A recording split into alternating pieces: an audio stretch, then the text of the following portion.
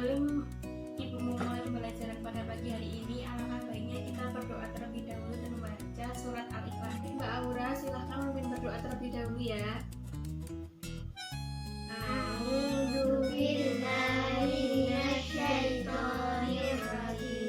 Bismillahirrahmanirrahim. Raditu billahi rabba wa bil islami dina wa bi Muhammadin nabiyyan wa rasula. Rabbi zidni ilma warzuqni fahma. Amin ya rabbal alamin. Kemudian surat Al-Ikhlas. Bismillahirrahmanirrahim. Qul huwallahu ahad, Allahus samad, lam yalid wa lam yulad wa lam yakul lahu kufuwan ahad. Ibu akan mengecek kehadiran terlebih dahulu ya.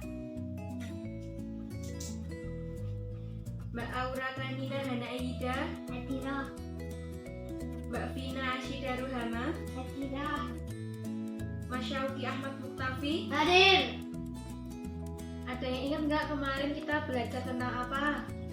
Sholat jamak dan qasar. Iya, benar sekali. Nah, hari ini Ibu akan menyampaikan materi tentang salat sunnah rawatib. Sebelum Ibu menyampaikan materinya, Ibu akan menyampaikan kompetensi dasarnya terlebih dahulu. Yang pertama, menjalankan salat sunnah rawatib. Yang kedua, menerima kebenaran bahwa salat sunnah rawatib dapat dikerjakan dalam kondisi apapun. Ketiga, menerima hikmah yang terkandung dalam ketentuan sholat bagi orang sakit. Yang keempat, menerima hikmah dalam ketentuan sholat bagi orang musafir. Yang tahu nggak tujuan kita mempelajari salat sunnah rawatib itu apa? Agar kita tahu bahwa salat sunnah rawatib itu penting. Kenapa? Karena salat sunnah rawatib itu bisa menyempurnakan sholat wajib. Baik, yang pertama Ibu akan menyampaikan tentang pengertian salat sunnah rawatib. Ada yang tahu nggak pengertian salat sunnah rawatib itu apa? Jadi Ibu akan menyampaikan ya, salat sunnah rawatib adalah salat sunnah yang mengiringi atau mengikuti sholat wajib atau sholat fardu. Salat sunnah rawatib dibagi menjadi dua, yaitu salat sunnah ghairu muakkad dan salat sunnah muakkad. Salat sunnah rawatib yang dikerjakan sebelum salat fardu yaitu salat sunnah qabliyah. Terus yang dikerjakan sesudah salat fardu yaitu salat sunnah Ba'diyah. Benar sekali. Tujuan salat sunnah rawatib adalah menambah atau menyempurnakan salat fardu atau salat wajib. Sebelum kita melaksanakan salat sunnah rawatib, kita harus membaca niat terlebih dahulu. Nah, Ibu sekarang akan mencontohkan niat salat sunnah sebelum dan sesudah zuhur. Ibu akan membacakan yang sebelum zuhur dulu ya. Usolli sunnata zuhri rok'ataini qabliyatan mustaqbilal qiblati lillahi ta'ala. Sedangkan yang setelah zuhur, usolli sunnata zuhri rok'ataini ba'diyatan mustaqbilal qiblati lillahi ta'ala. Kemudian yang kedua, Ibu akan menyampaikan waktu dan bilangan salat sunnah rawatib. Salat sunnah rawatib itu pelaksanaannya sebelum dan sesudah salat fardu. Dalam pelaksanaan salat sunnah rawatib dibagi menjadi dua tadi, yaitu muakkad dan ghairu muakkad. Salat sunnah muakkad artinya yaitu salat sunnah yang dianjurkan. Sedangkan salat sunnah ghairu muakkad artinya salat sunnah yang biasa namun tidak dilakukan. Perbedaan ini didasari pada kebiasaan Nabi Muhammad SAW.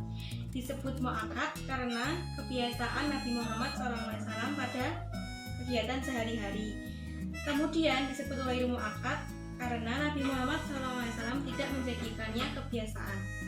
Sebelum kita melakukan sholat sunnah rawatib, kita terlebih dahulu mengetahui jumlah rakaatnya. Yang pertama, sholat sunnah rawatib muakkad jumlahnya ada 16. Pertama, 2 rakaat qobliyah subuh. Yang kedua, 4 rakaat qobliyah zuhur. Yang Yang ketiga, 2 rakaat ba'diyah zuhur. Yang keempat, 4 rakaat qobliyah asar. Yang kelima, 2 rakaat ba'diyah maghrib. Dan yang keenam, 2 rakaat ba'diyah isya. Kemudian salat sunnah ghair muakkad jumlahnya ada 6. Yang pertama, 2 rakaat ba'diyah zuhur. Yang kedua, 2 rakaat qobliyah maghrib. Terakhir, 2 rakaat qobliyah isya. Yang ketiga, ibu akan menyampaikan keutamaan salat sunnah rawatib. Yang pertama, menyempurnakan salat fardu. Yang kedua, akan dicintai Allah Subhanahu wa Ta'ala. Yang ketiga, mendapatkan pahala atau kebaikan. Yang keempat, terhindar dari sisa api neraka. Yang kelima, doa-doa yang kita panjatkan akan terkabul. Dan yang keenam, mendapatkan hikmah yang tidak ada pada ibadah-ibadah sunnah lainnya. Ibu akan menyampaikan membiasakan salat sunnah rawatib. Yang pertama, salat sunnah rawatib dilakukan secara munfarid atau sendirian. Yang kedua, salat sunnah rawatib bisa dikerjakan di rumah, di musola atau di masjid. Yang ketiga, tidak didahului azan dan iqomah. Yang keempat, bacaan tidak dinyaringkan dan dilakukan setiap 2 rakaat 1 salam. Yang kelima, Nabi Muhammad SAW selalu berpindah tempat sebelum melakukan salat sunnah rawatib. Sekarang ibu akan membagikan kelompok yang terdiri dari 3 anak dan ibu akan membagikan nomor yang dipakai di kepala. 1, nomor 2, nomor 3. Baik, ibu akan menyampaikan pembagian penomorannya. Yang pertama nanti menulis pertanyaan ya. Nomor 2 menjawab pertanyaan.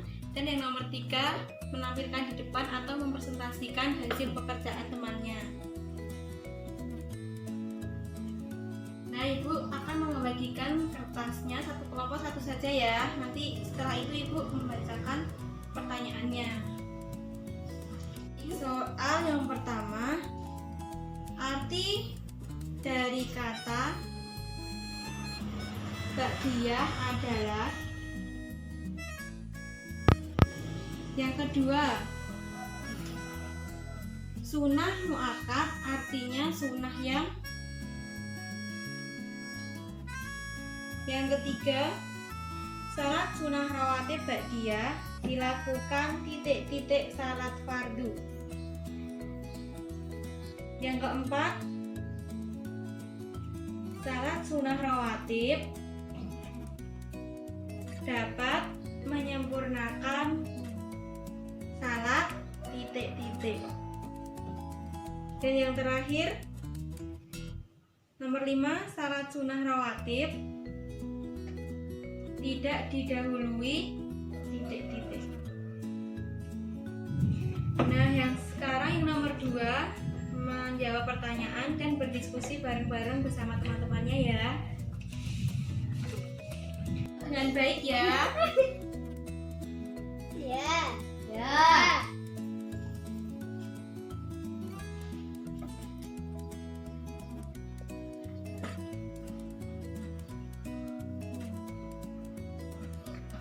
Selesai anak-anak? Sudah. Baik, sekarang yang tugas adalah nomor 3. Sekarang mempresentasikan di depan ya.